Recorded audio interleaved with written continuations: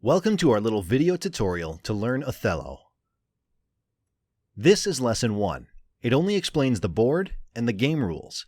If you already know those basics, you might want to skip to lesson 2 or 3. Othello is extremely easy to learn, and at the same time, the game is so complex that you'll never get bored.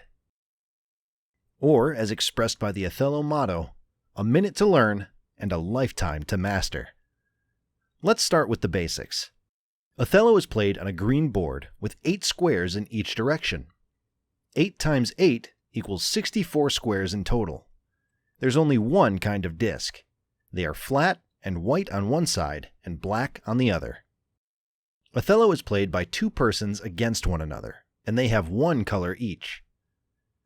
The aim is to get as many discs of your own color by the end of the game.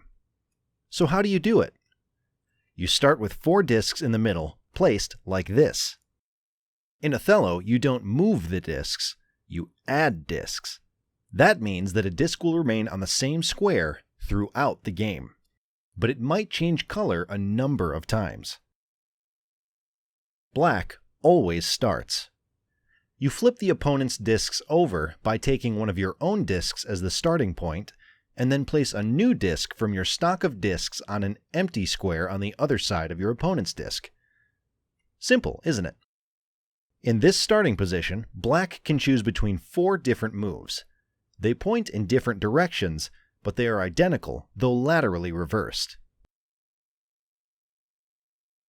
And then, the game goes on from there. As you can see, you can move both straight and diagonally. If there is a situation where a player does not have any possible moves, it is a pass, and the opponent gets another turn. Gradually, the board gets filled with discs, starting from the middle and spreading towards the edges and corners. When the board has been filled with discs, or no more moves are possible, the game ends.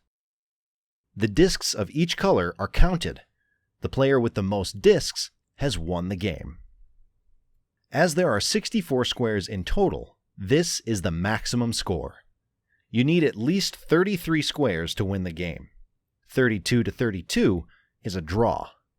In some cases, some empty squares are left. Empty squares are added to the winner's score. Now you know the Othello rules. I told you it's simple.